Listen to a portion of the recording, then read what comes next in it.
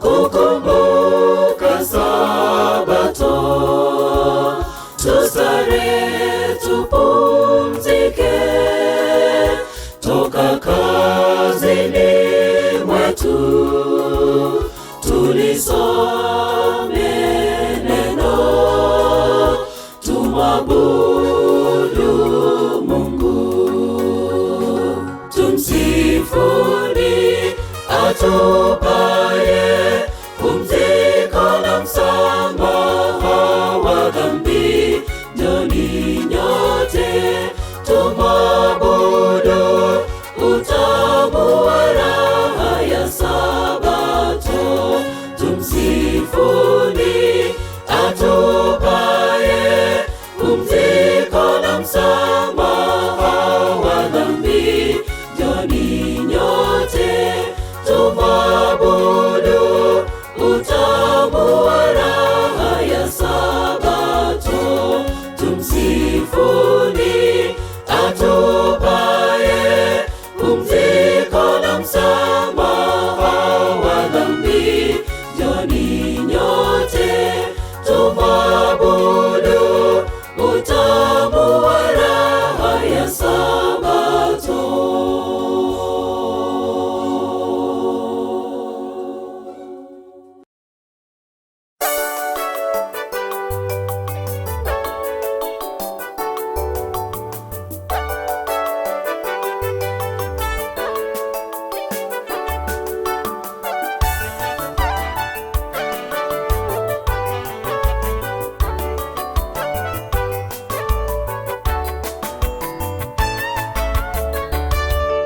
Baba Mungu katuma mwana wa pekee aje humu duniani kunikomboa mimi. Kafa msalabani kwa ajili yangu. Sasa mimi nashukuru kwa wokovu wake. Sasa mimi nashukuru kwa wokovu wake. Sasa mimi ni wake na yeye wangu. Sasa mimi ni wake na yeye wangu. Sitahofu chochote nikiwa na Yesu. Sitahofu chochote nikiwa na Yesu. Sasa mimi ni wake na yeye wangu. Sasa mimi ni wake na yeye wangu. Sitahofu chochote nikiwa na Yesu. Sitahofu chochote nikiwa na Yesu.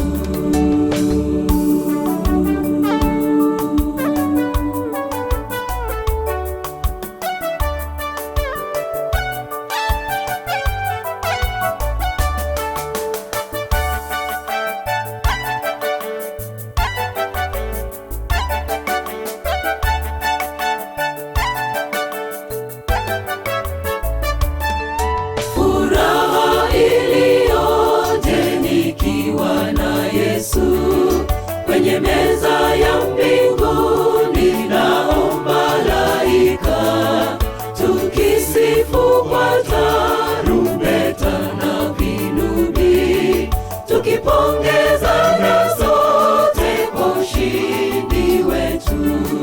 Tukipongezana sote kwa ushindi wetu. Sasa mimi ni wake na yeye wangu. Sasa mimi ni wake na yeye wangu. Sitahofu chochote nikiwa na Yesu. Sitahofu chochote nikiwa na Yesu. Sasa mimi ni wake na yeye wangu. Sasa mimi ni wake na yeye wangu. Sitahofu chochote nikiwa na Yesu. Sitahofu chochote nikiwa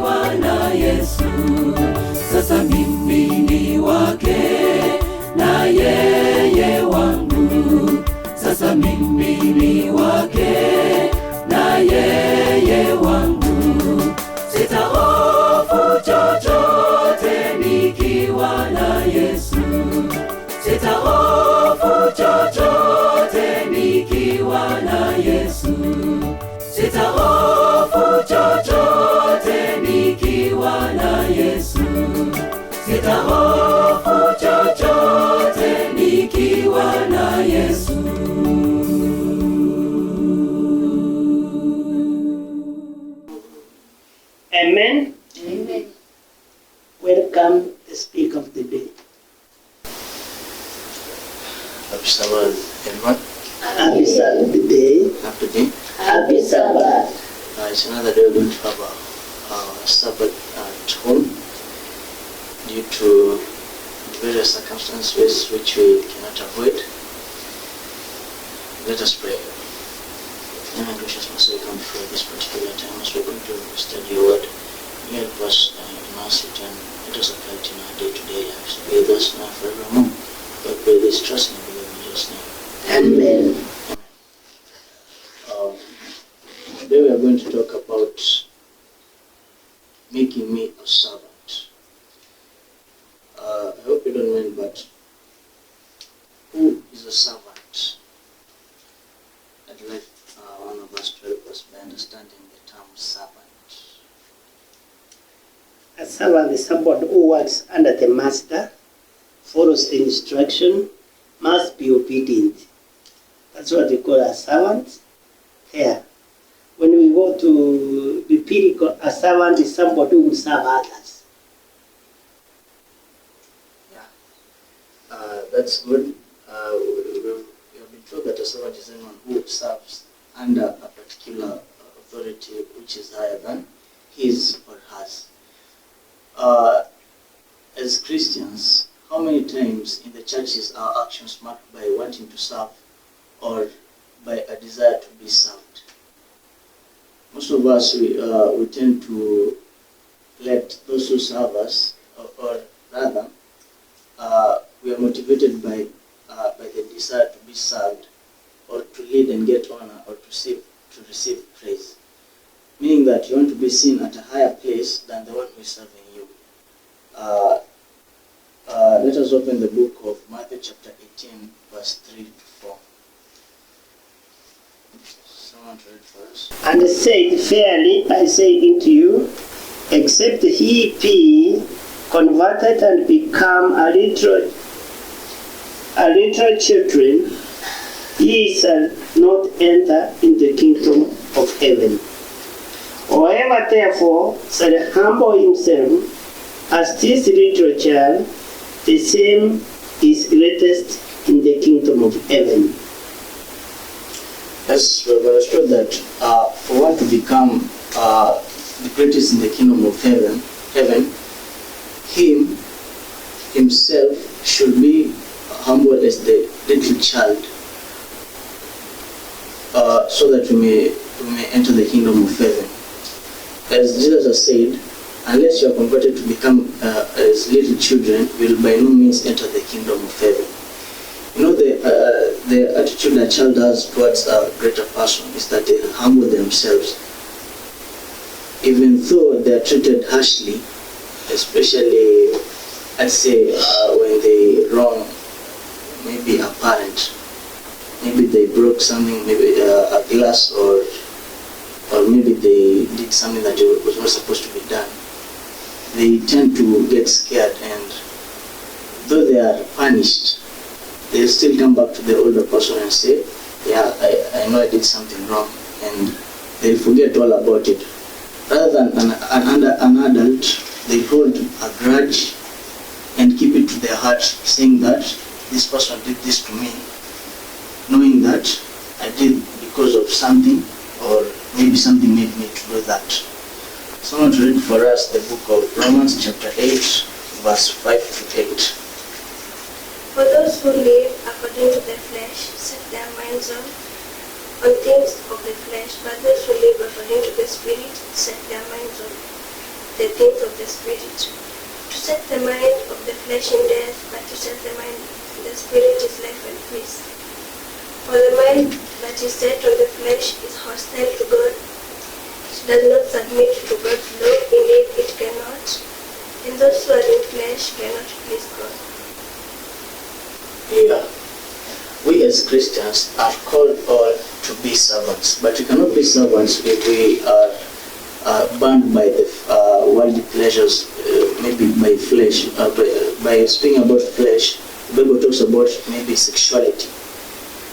You know, as a Christian, or as we have said, being a servant, all Christians are called to be a servant. And being a servant, you should submit to your master. And it's not only by doing everything because he's telling you to do, it's all by heart. We don't do this because of the sexuality. Maybe we are attracted to this kind. That's why we are doing their will. But we do them because we want to. So, what does it mean to be a servant? Let's open the book of John chapter 13, verse 3 to 17. But we'll read verse 3 and 4. John 13:3.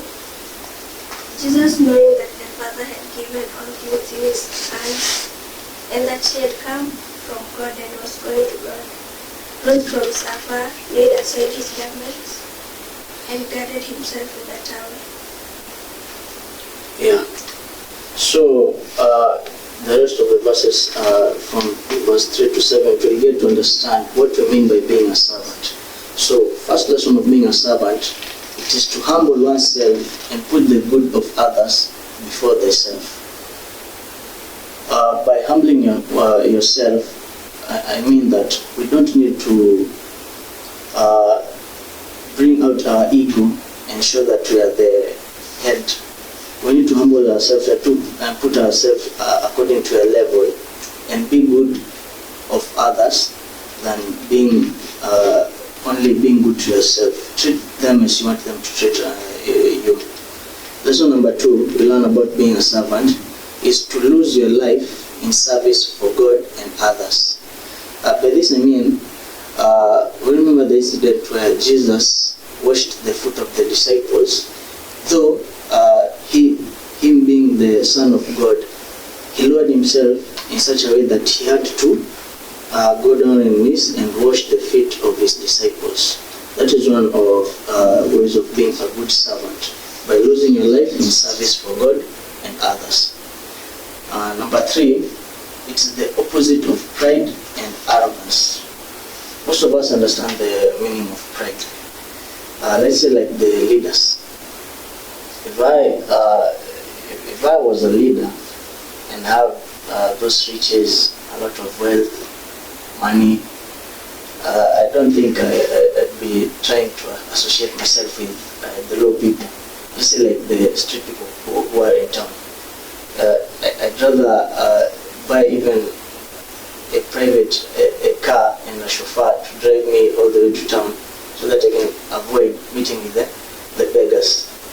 So we learn that by being a servant, as we have learned in lesson number 2, we need to lose our life in service for God and others. This also, we get to understand that it is the opposite of pride and arrogance, or wanting to elevate thyself. By this I mean, most people, when you're trying to help a needy person, we carry our cameras so that we can show to the world of the good deed we have done. But have we ever asked ourselves, do we do that so that people can see how good we are, or we need to do that just to help them without telling the world? When you're helping someone, you don't have to brag about it. That's a thing that comes from your heart. You're the one who decided to help him. Why brag about it and show to the world that I am helping him? I give 1,000 shillings to a beggar, and I gave 1,000 shillings to a beggar, and I know most of you can do that, but I did it. So who is better than me? That's not the way of being a servant. Being a servant, we need to lower our pride and arrogance. So, what attitude does a servant have to have? In the book of 1 Corinthians chapter 9 verse 19, we get to understand that a servant must adopt a mindset. Someone read verse 19, 1 Corinthians chapter 9. Though I am free and belong to no one, I have made myself a slave to everyone to win as many as possible. Yeah. we understand that the book of Corinthians was written by someone who was inspired by God, and he said, though he had all that he was given by God, maybe he had riches, but he said, I lay myself to be a slave so as to help the others. Attitude number 2, we get in the book of Luke chapter 6, verse 34 to 35. Being a servant, we don't do this so that we can get a payment. You know, being a servant is not by, maybe you cannot be employed, but you can also do it according to your own will. You're the one who decided to do this, but you don't expect anything in return. The book of Luke chapter 6, verse 34 to 35. And we lend to them of whom we hope to receive. What thank have we? For the sinners also lend to sinners, to receive as much again. 35. But love ye your enemies, and do good, and lend hoping for nothing again, and your reward shall be great, and he shall be the children of the highest. For he is kind into the unthankful and to the evil. Yeah. Good. We have understood that we need to do this work without consideration of repayment. This I mean that we don't need earthly pleasure so that we can satisfy our desires or our wants. By doing this way, we are doing in the glory of God. We know that our payment is going to be in heaven once we enter the heavenly gates. We also understand that a servant needs to be unselfish. This we'll find in the book of Philippians chapter 2, verse 3 to 8. I think that is self-explanatory. Now let's go. Another attitude a servant needs to have is the preferential to another, putting others first. You know, most of us tend to think that when you put someone else first, we are lowered to a certain level that we don't mean anything. But that's what most people see. But what God sees is is what is in your heart. By putting others first, we tend to raise them and increase their self-esteem. Maybe someone who's downhearted, a low self-esteem about themselves, but when we put them first and we encourage them to do what is right, that's an attitude and a servant needs to have. This we find in the book of Romans, chapter 12, verse 10. Somebody to read for us. Romans chapter 12, verse 10. Be devoted to one another in love. Honor one another above yourself. Yeah. We need to honor one another, especially above ourselves. Let us not regard ourselves as the greatest of all, but let us also lift others to certain heights that we have reached. So I'll read for you a story which is related. A legend is told of a desert wanderer who found a crystal spring of an unsurpassed freshness. The water was so pure, he decided to bring some to his king. Barely satisfying his own thirst, he filled a leather bottle with the clear liquid and carried it many days beneath the desert sun before he reached the palace.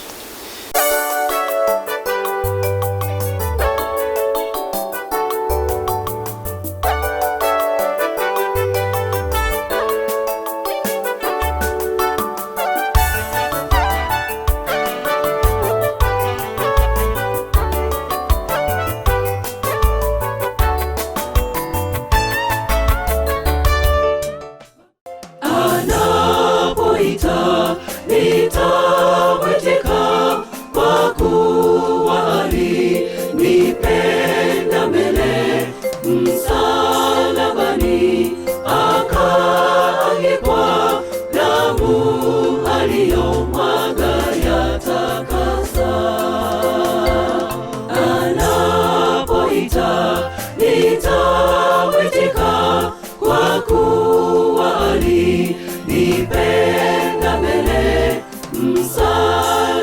msalabani, akaangikwa damu aliyomwaga yatakasa.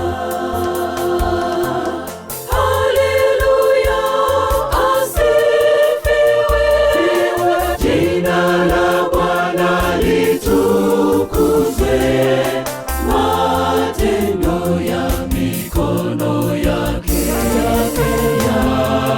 yashangaza. Matendo ya mikono yake yashangaza. Haleluya, asifiwe, jina la Bwana litukuzwe, matendo ya mikono yake